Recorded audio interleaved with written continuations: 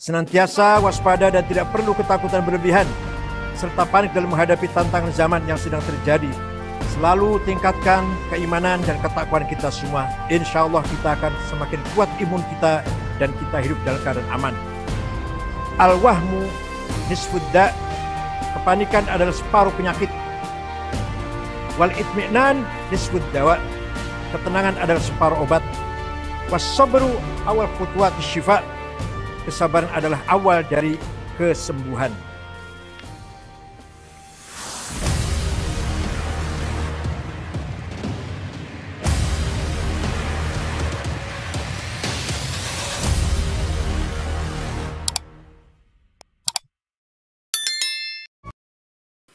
Assalamualaikum warahmatullahi wabarakatuh. Bismillah. Alhamdulillah. Wassalatu wassalamu ala sayyidina wa maulana wa syafi'ina wa habibina Muhammad Rasulillah wa ala alihi wa sahbihi wa tabi'a sunnatahu wa jama'atah min yaumina hadha ila yaumin nahur. Yang saya hormati Presiden Republik Indonesia Bapak Insinyur Haji Joko Widodo A'azzahullah Al-Mukarram Hadratul Islam Pengurus Besar Nahdlatul Ulama dan Jajaran Syuriah Hadratul Syuriah Hadratul Mutasyarin Hadratul Awan A'azzahumullah rekan-rekan pengurus harian pengurus badan otonom dan lembaga-lembaga yang ada di lingkungan NU, pengurus wilayah, cabang MWC dan ranting NU se-Indonesia dan di seluruh dunia, hadratul masyayikh, wal asatidz, para kiai, para bunyai, para habaib, para sepuh, para rektor perguruan tinggi di lingkungan ulama, wabil khusus Rektor Universitas Islam Malang, Profesor Dr. Haji Mashkuri, Bapak Ibu warga Nahdien yang berbahagia. Kita tengah memasuki tatanan dunia baru dan menjadi keharusan bagi kita semua untuk sadar sekaligus mampu beradaptasi dengan berbagai perkembangan dan perubahan yang ada. Di antaranya, ketergantungan terhadap teknologi menjadi realitas sehari-hari yang tidak bisa pungkiri. Negara-negara maju dan para aktor global sedang saling bersaing ketat dan memperebutkan pengaruhnya melalui penguasaan internet, telekomunikasi, kecerdasan buatan, media sosial, platform-platform digital, virtual reality, drone, dan eksplorasi ruang angkasa. Hingga saat ini, tren yang berkembang masih dominasi kekuatan teknologi tinggi dan sistem kapitalisme yang melahirkan elit tekno-oligarki. Dan masyarakat dan negara-negara berkembang hanya menjadi konsumen yang tidak memiliki kebudayaan. Ancaman bencana ekologis adalah realitas yang harus diwaspadai. Realitas perubahan iklim dengan berbagai konsekuensinya, kerusakan lingkungan yang berkepanjangan, overeksploitasi sumber daya alam untuk kepentingan ekonomi, dan polusi sampah dan plastik adalah fakta yang menuntut kepedulian seluruh warga dunia dan penanganan yang bersifat mendesak, di samping ancaman krisis air, pangan, dan energi di masa depan yang perlu segera diantisipasi. Perubahan struktur hubungan antar manusia, budaya, dan tatanan sosial baru yang membutuhkan solusi. Saat ini kita tengah berada di dunia yang tanpa batas, dengan derasnya arus informasi yang tidak mudah dibendung, sehingga susah membedakan mana informasi benar dan mana yang salah. Demikian halnya kita saat ini sedang menghadapi serbuan narasi radikalisme, terorisme, dan liberalisme semakin masif dan intensif, menanamkan pengaruhnya melalui pintu pop culture, kebudayaan pop, melalui film, musik, animasi, game, dan lain-lain. Serta tren pertemanan global, kerjasama lintas batas, dan menjadi komunitas global yang saling pengaruhi tak bisa dipungkiri. Maka sangat mendesak bagi kita untuk segera melakukan rekayasa sosial dan kebudayaan dengan strategi yang lebih komprehensif agar kita mampu menjaga stabilitas sosial, menjaga identitas budaya dan karakter bangsa agar tidak tereduksi.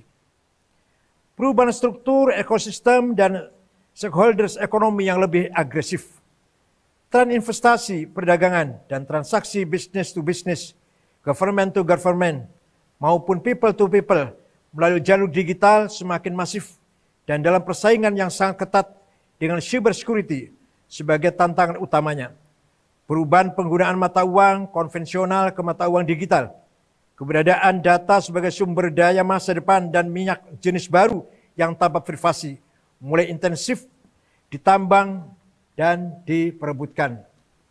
Demikian halnya industri kesehatan, farmasi, bioteknologi telah menjadi panglima pertumbuhan ekonomi adalah realitas baru yang menjungkirbalikkan struktur ekosistem dan stakeholders ekonomi lama. Pergeseran konstelasi global sedang terjadi.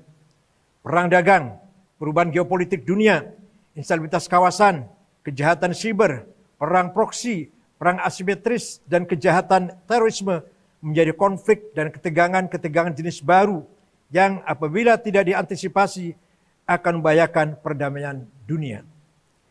Wabah COVID-19 telah mengubah dinamika global. Berbagai tekanan mendalam sedang dihadapi oleh individu, organisasi, dunia usaha, negara dan stakeholders bangsa lainnya. Keseimbangan kehidupan tengah terganggu, ketidakteraturan sosial dan ketidakpercayaan publik, serta gangguan kesehatan mental menjadi semakin mengemuka, beriringan dengan tekanan ekonomi yang semakin menguat.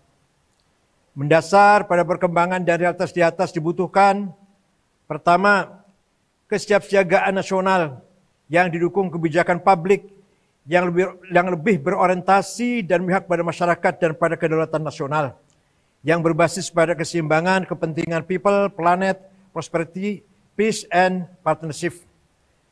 Dua, kebersamaan antar pemerintah, masyarakat, organisasi masyarakat sipil, korporasi, dan stakeholders bangsa lainnya untuk mengambil langkah antisipatif, melakukan berbagai upaya engineering, dan menjaga stabilitas sosial, ekonomi, budaya, politik, dan keamanan bangsa, sekaligus mengambil langkah antisipatif agar jangan sampai pandemi mengarah pada krisis, serta menyiapkan perlindungan terhadap guncangan global yang mungkin terjadi.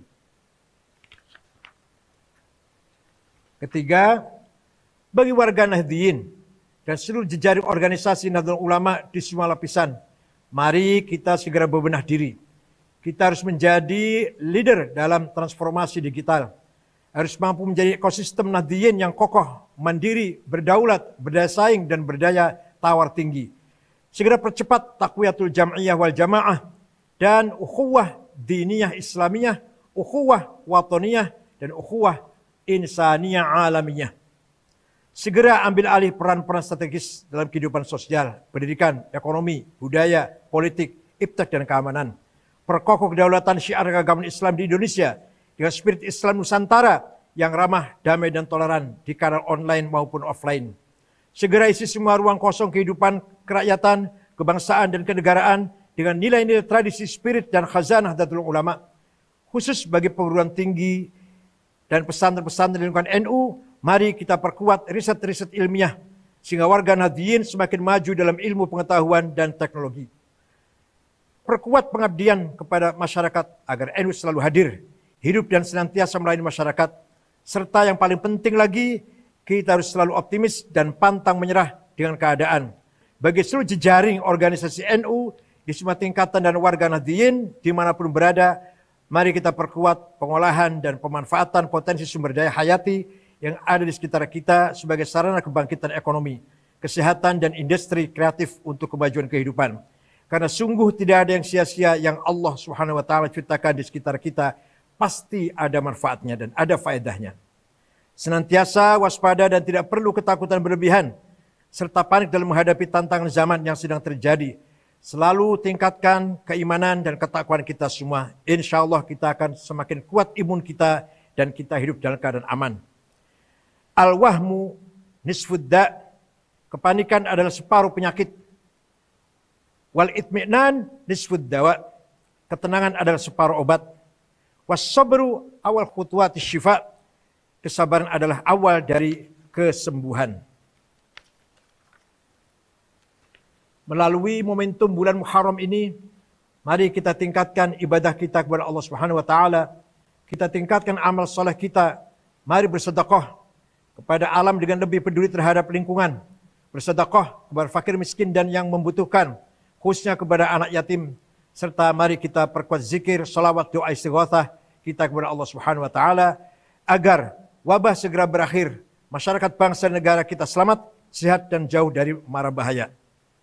Mari kita jadikan Muharram sebagai momentum spiritual, momentum kemanusiaan dan momentum berdedikasi sehingga hubungan dengan Allah Subhanahu wa taala semakin dekat, hubungan dengan sama manusia semakin baik dan dedikasi terhadap kemajuan bangsa serta kemajuan peradaban semakin nyata.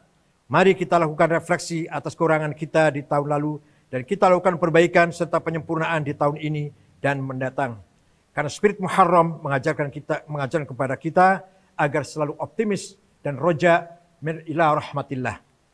Akhirnya saya Ketua Umum Pengurus Besar Nahdlatul Ulama mengucapkan selamat tahun baru Hijriah 1 Muharram 1443. Semoga Allah Subhanahu wa taala senantiasa memberikan rahmat, barakah, maunah, taufik dan hidayah serta ridhonya kepada kita semua sehingga dalam menjalani kehidupan selalu dalam bimbingannya menuju kesuksesan dunia akhirat. Syukran wa dumtum fil khair wa barakatuh wan najah. Wallahul fiqh lakum at-thariq. Assalamualaikum warahmatullahi wabarakatuh.